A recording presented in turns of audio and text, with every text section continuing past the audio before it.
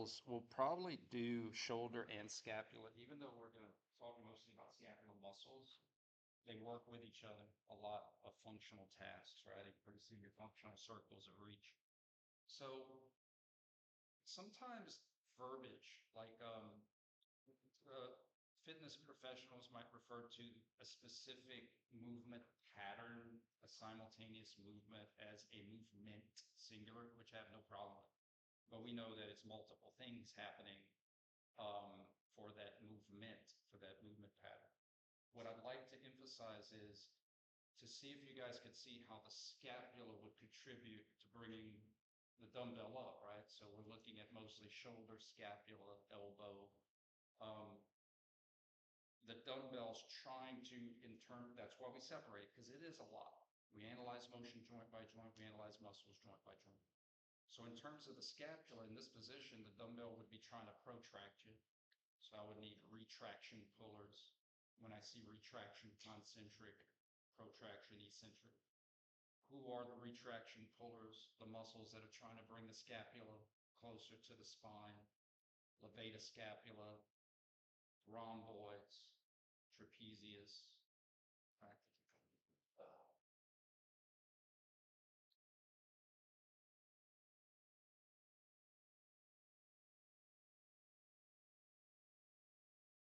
So,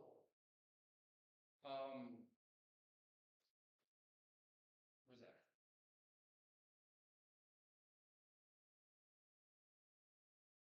Shoulder would be extensors, right? So extension pullers, lat, teres major, posterior deltoid. But the key though is that it's not just shoulder. Scapula is also helping. If you ever do this exercise, you can really see how much the scapula helps. I mean, you get all of this before you even start to do this. Imagine starting an old school lawnmower. You'd want to kind of rotate your trunk, retract your scapula, and then transfer that momentum into the arms. Right? Any questions?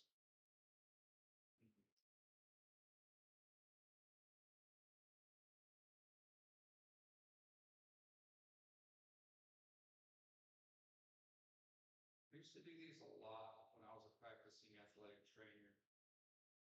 Let's see if I could find them. Sure.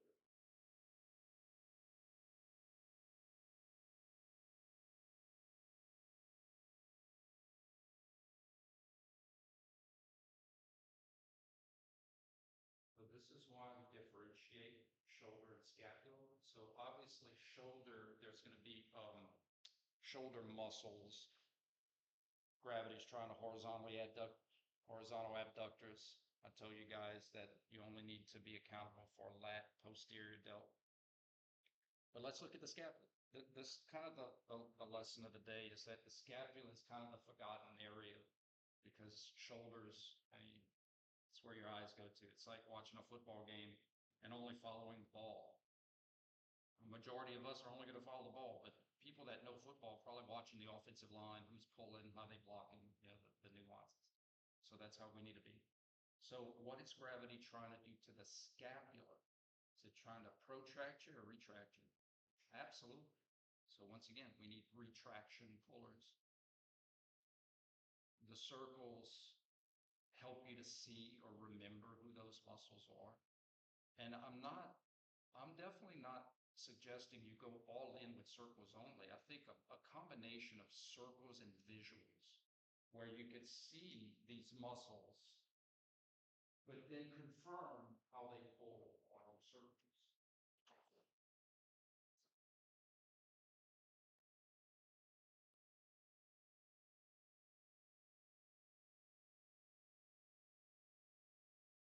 All good.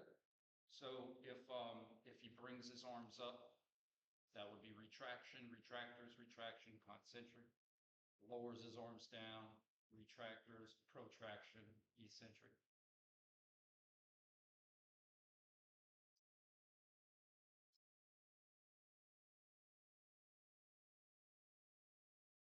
It'd be a fun blast from the past.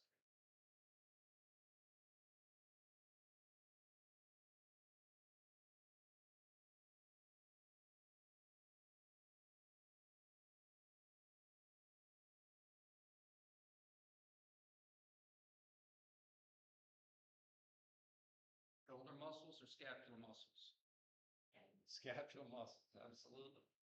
Now, I'm not saying shoulder muscles aren't working, but they wouldn't be working for this motion. If they are working, they're working as stabilizers, right? To prevent your shoulder from dislocating. That's why, like, if you've ever done shrugs with heavier weights, like you literally feel like your bicep and your tricep pump up. They're those long heads that cross the shoulder are literally working as a splint, trying to prevent a dislocation, right? So I think sometimes that's where the confusion of like electromyography, co-contraction, you have muscles that are influencing the motion, but you could have other muscles that are there for stability to make sure all the pieces stay together while you're doing the movements. So dumbbells are trying to depress you. You need scapular elevators. Those muscles would be upper trapezius, rhomboids, beta scapula. From left to right, elevators, elevation, concentric, elevators, depression, eccentric.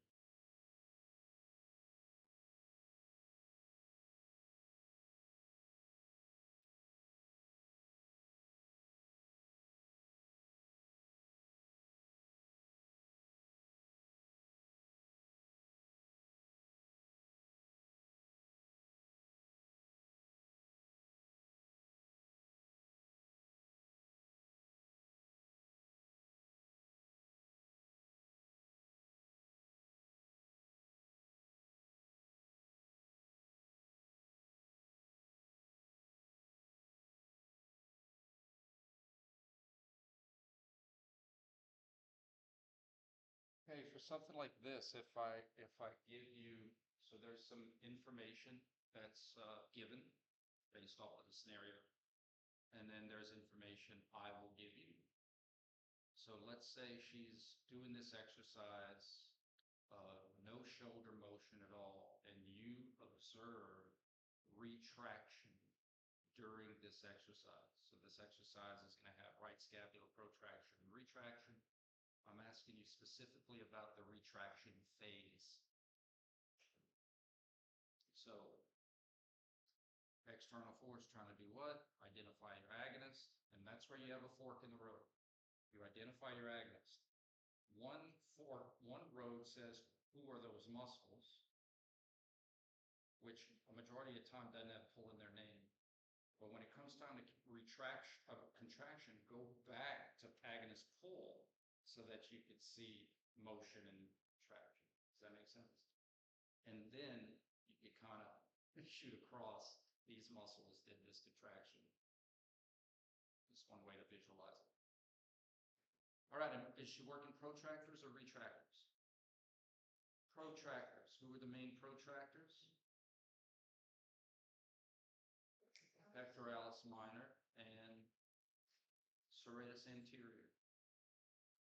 If you observe retraction during this exercise, it wouldn't be retractors, it would be the same protractors just working eccentrically to let you go back.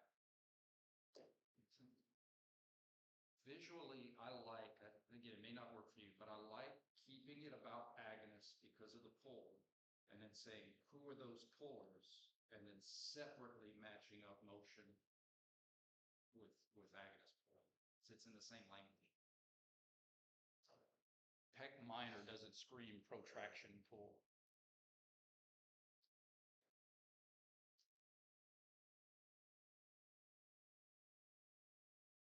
That's like this.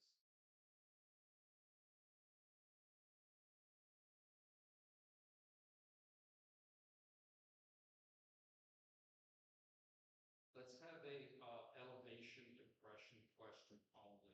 Okay?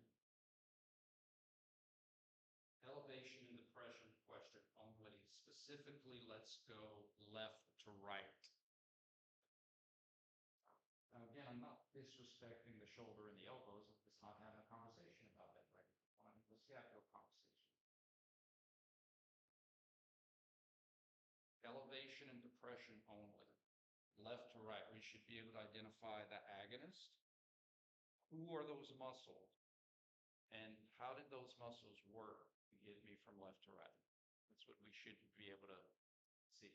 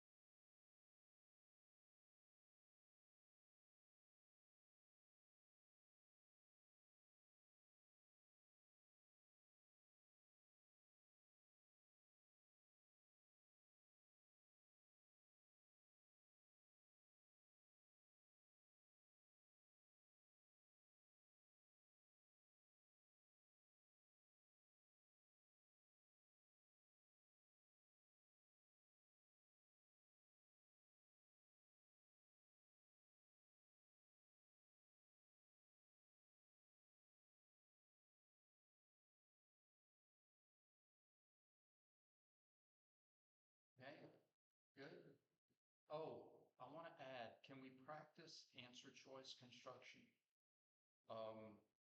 So you put yourself in my shoes. If we're doing elevation and depression, I'm going to ask elevators concentric, elevators eccentric, depressors concentric, depressors eccentric. Like if I had 2 letters and 2 numbers, it would be A1, A2, B1, B2, right? Does that make sense? So if that really helped you, feel free to kind of, all right, what are the choices he would give me? And you could do it by random. You could do it for each other if you have a study partner. Okay. All right. Gravity and the bench are trying to elevate his scapula. Does that make sense? If he relaxed all of his muscles, his shoulders would get closer to his ears because the bench is literally trying to push his scapula up.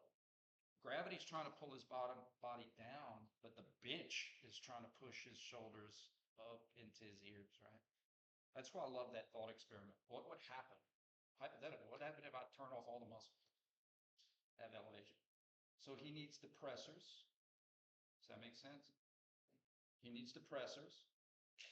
Who are the depressors? Pectoralis minor, lower trapezius.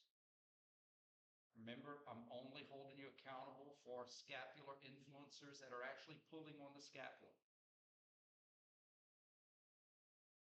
From left to right, I observe elevation. So the only way depressors can be responsible for elevations through eccentrics. So eccentrics from left to right, concentrics from right to left. You're doing better? Feeling good? All right, let's play around while we're on this exercise. Let's do elbows. Let's analyze elbows.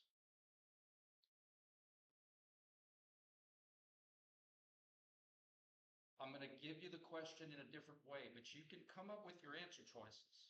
Elbows, elbow flexors, concentric flexors, eccentric, extensors, concentric, extensors, eccentric. I'm going to ask the question a different way. You're doing this exercise. What muscles and through what contraction would be working at the elbows when you observe extension or during the extension phase of this exercise? I can give you the motion. You still have to figure out the agonist. You know who those muscles are. So if you have A, I tell you B, C's given, right? We can figure out C. So go ahead and do that. Analyzing elbows.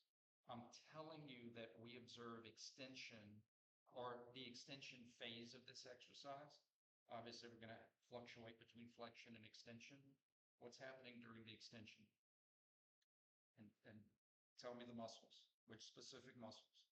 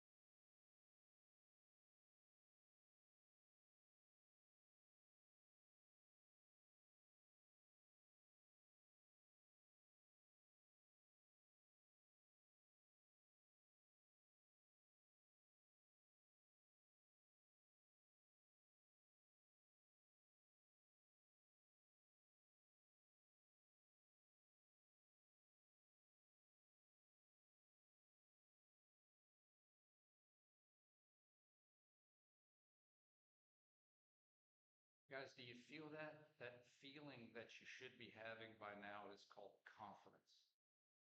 You should be really confident because it's, like I said, it's every hand is going to be somewhat different, but it's the same game. And you can figure these things out. You can figure these things out if you have the tools. All right, grounding gravity is trying to do what to my elbows? trying to flex me. Absolutely. The last thing I want to use are muscles that are also trying to flex me. I need muscles that are trying to extend me. We call those elbow extensors. But what we don't just call them is tricep because you have an inconius muscle that's also trying to help extend you, right? So again, I give you practical examples. What if an MRI comes back and you have a strained inconius or you have you need to know, well, what does it do? How does it pull? Therefore, I know how to innervate it. I know how to recruit it. I know how to activate it. I know how to create scenarios if I want to work it concentrically, if I want to work it eccentrically, if I want to work it isometrically. All right, if you observe extension, extensors, you're going to do extension through concentrics. Outstanding. So on your answer choices, I apologize. I got you confused with 310. Your flip-flop answer choices would be like triceps brachii concentric, triceps brachii eccentric, uh, brachialis concentric, brachialis, right? A specific muscle in the group. That's why you have to know the main ones because I could ask anyone. All right, let's do shoulder in sagittal plane. Let's do sagittal, say that 5 times real fast. Let's do sagittal shoulder. Betty, there you go.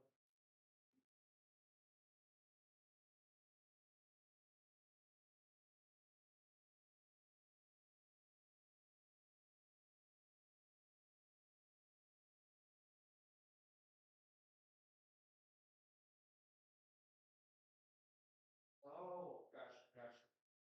So we're not, that's a really good point. We do that more for the lower extremity because our lower extremity produces a heck of a lot more force to move our bodies and to do these kind of things. For the upper extremity, even though it does affect it, it's not as much. Upper extremity is more for dexterity. Um, Also, your lower extremity can anchor on the ground. Your feet literally has friction from the ground to anchor onto while it's the upper extremity free floating. So an example would be like if you were doing curls, working your flexors, and you wanted the biceps maybe to work more in a supinated position, you could lengthen them by extending the shoulder, right, and lengthening them here. But it's not as much as a factor as in the lower extremity because we have force is so much more important, moving our whole body. And we have the anchorage of the ground to hold on to, or to prevent motion while we're generating these massive forces.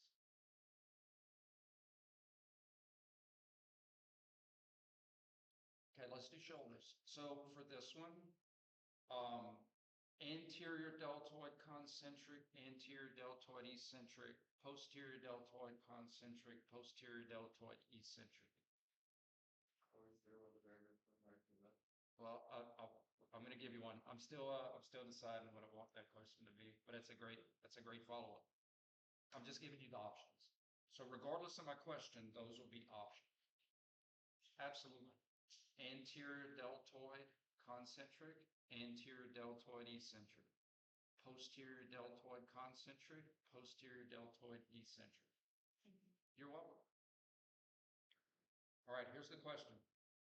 You observe shoulder extension.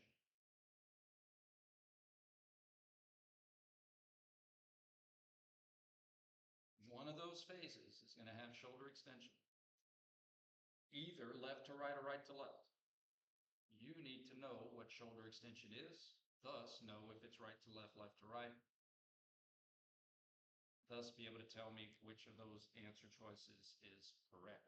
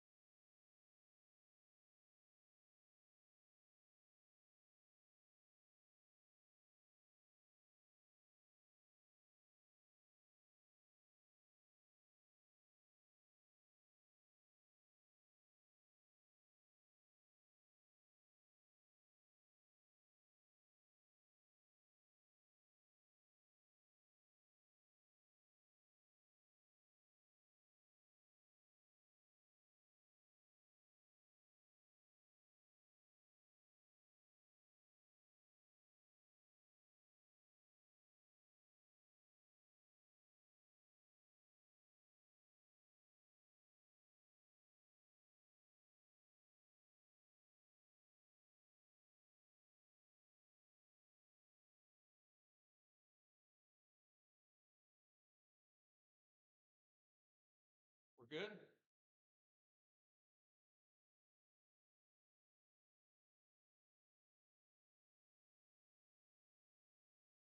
Start from the beginning. We don't assume external force is trying to extend your shoulder, right? If you relax, your shoulder's going to extend. So I need shoulder flexors. I need to recruit my flexion pullers. The anterior deltoid is one of those muscles. Okay. So if my anterior deltoid is a shoulder flexor and I observe extension, so extension is going to happen from left to right. A flexor does extension through eccentric.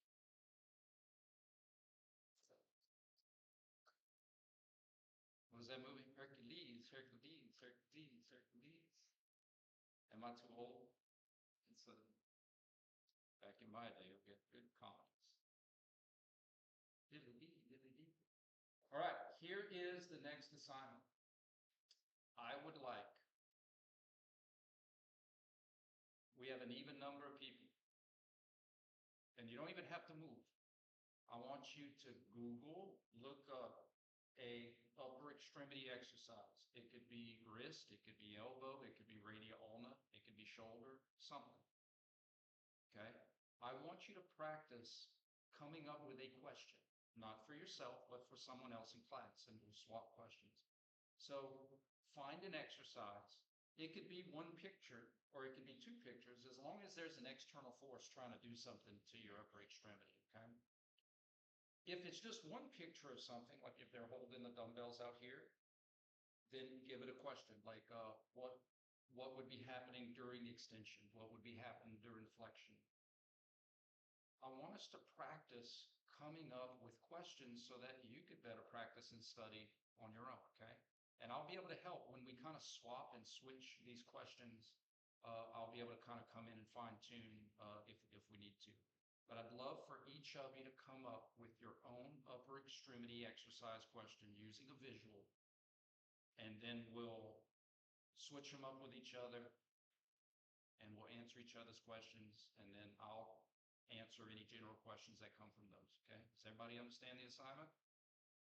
Ready, go. If you're at home, come up with a question for yourself. And what's cool is you could still come up with questions for yourself. You just don't answer them yet. You just randomly find a picture or an exercise. You set up the questions and then you analyze it.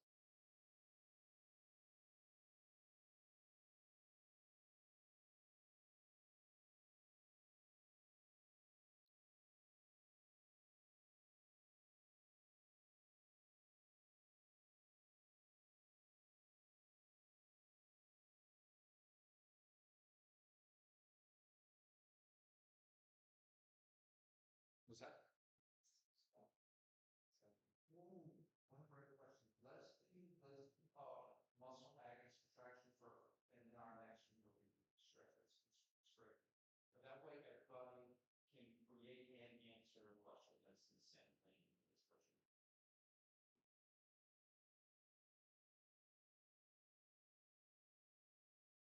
Okay, guys, once you have your question, I'd like for you to swap it and with someone who's relatively close to you. So you guys swap questions, you guys swap questions, you guys swap questions, you guys swap. And it can be visually, verbally, take a picture. But let's practice. Let's practice let's practice coming up with practice. That is going to sound fun. But let's practice coming up with practice.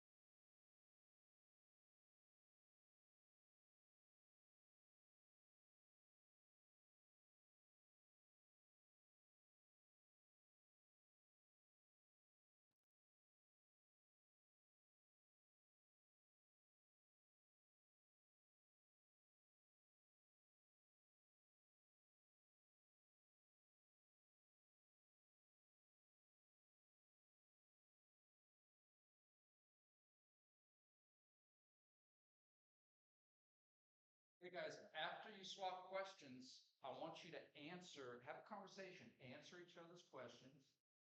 If there's a disagreement, call me over and I'll come in. If you're on the same page, awesome. If you're not, awesome. That's how it works.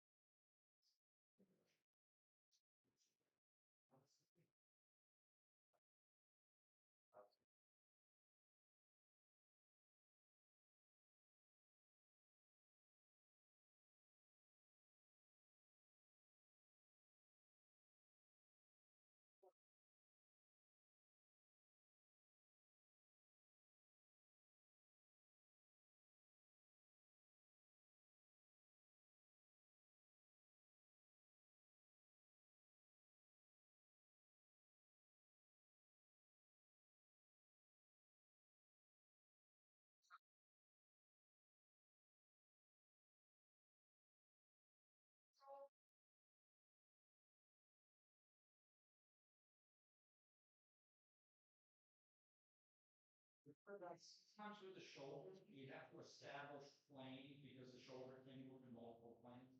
So if the shoulder's kind of going, if it's mostly transverse, say horizontal. If it's mostly sagittal, say but north, west, northwest. So just establish if it's kind of close, just say, hey, let's have the sagittal conversation, let's have the frontal conversation. And that way you know whether you're talking about flexors, extensors, or additive.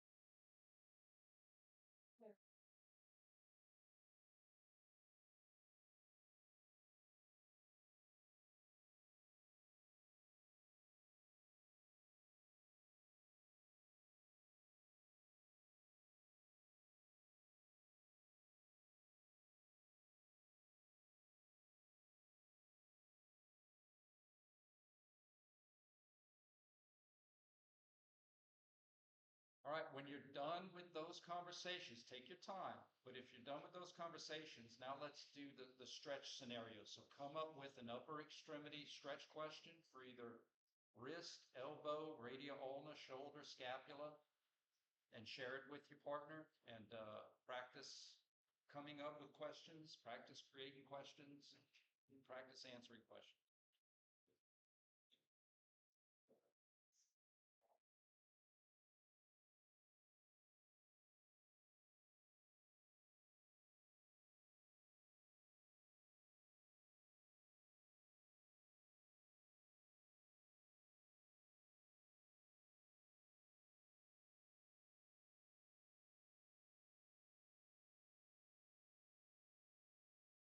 Yeah.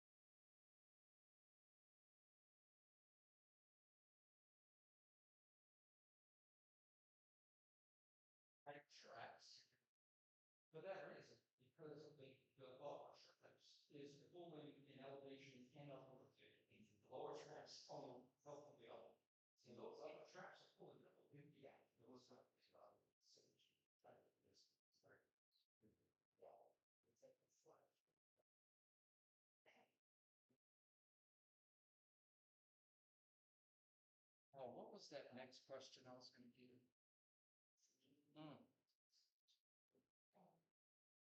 All right, here's the next practice. I want you to randomly, let's do a radio on the joint question. Radio on the joint question. And if you can't find a picture, you can create one yourself, you know, with your phone or with your water bottle or something. But that one tends to be tricky. So let's do a radio on. I want an exercise that would specifically be working pronators or supinators. And try to give some context. If you remember, we're going to have some all the times, and then we have that brachioradialis that we got to ask ourselves separately. So let's do one of those.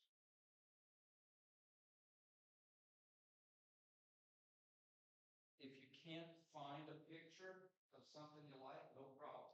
You can make it. I'm going to put a couple PVC pipes right here. You can make your own.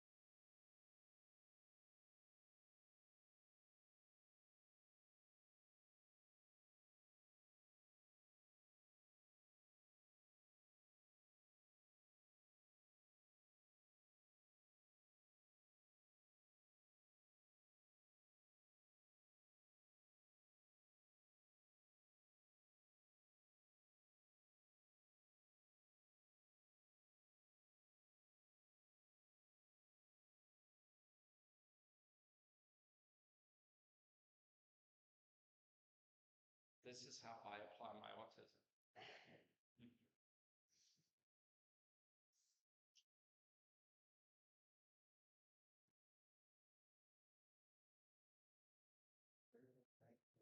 Same system, but something in drugs.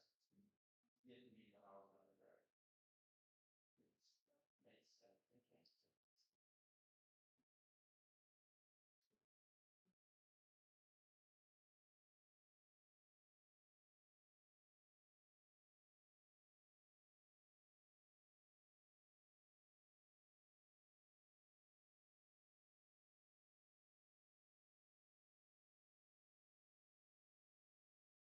I guess I need it.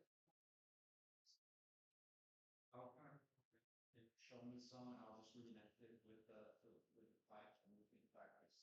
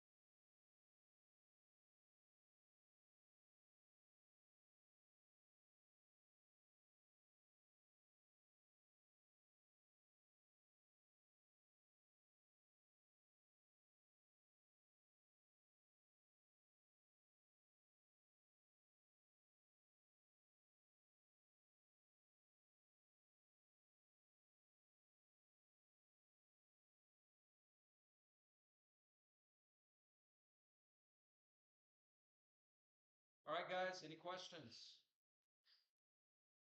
Okay, let's do rapid fire individual muscle function practice. And feel free to look, I'm not saying you have to do it by memory now, but what's the function of the palmaris longus? It's a wrist flexor, right? We want to get out of flexion because that makes us think, well, if I see flexion, it must be, right? So it's a wrist flexor. What if I said this?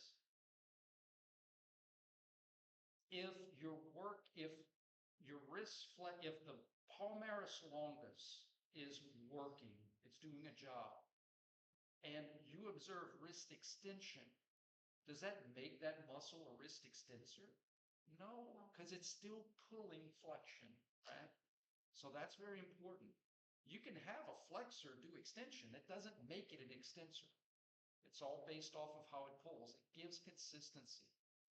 If we said bicep is a flexor when it flexes, but it's an extensor when you have extension, then anything can be everything. There would be no categories.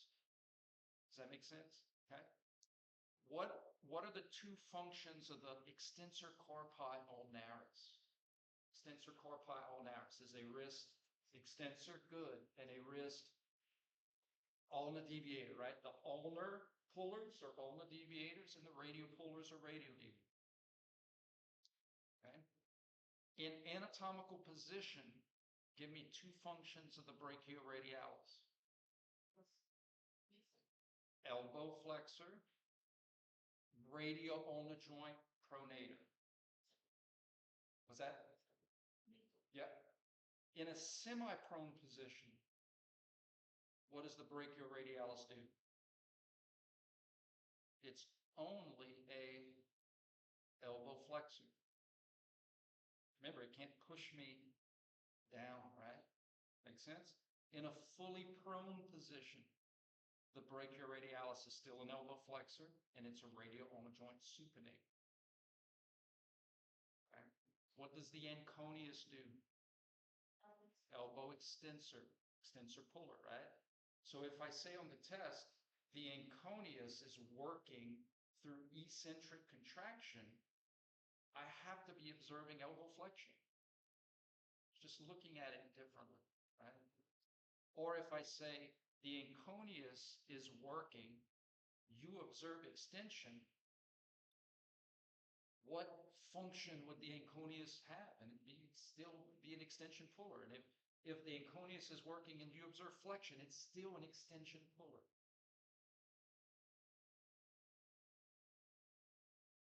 Okay.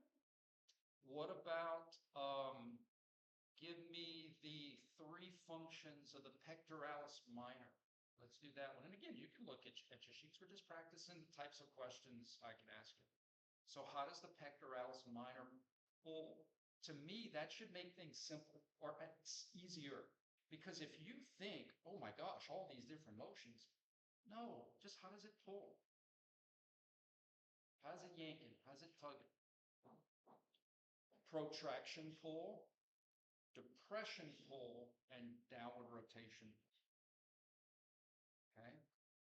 What about serratus anterior? Protraction pull, upward rotation. What two functions do all of the fibers of the trapezius have in common? Retraction pull and upward rotation pull. We're practicing some of the questions that I can ask, right?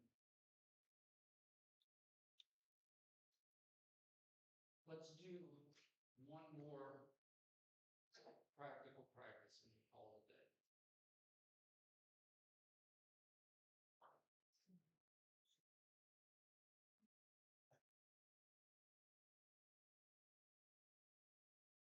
All right, you guys, here we go.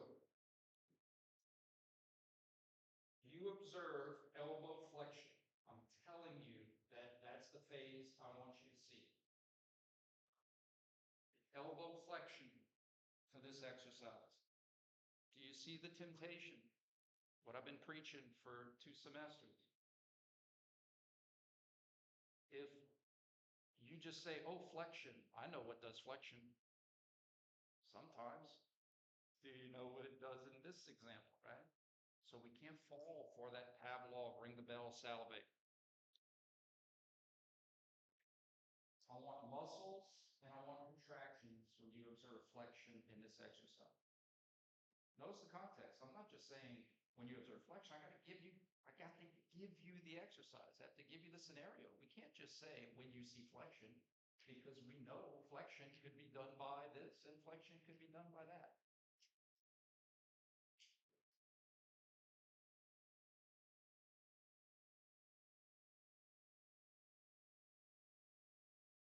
External force is trying to do what to your elbows? It's trying to flex you. The last thing I want to do is recruit biceps.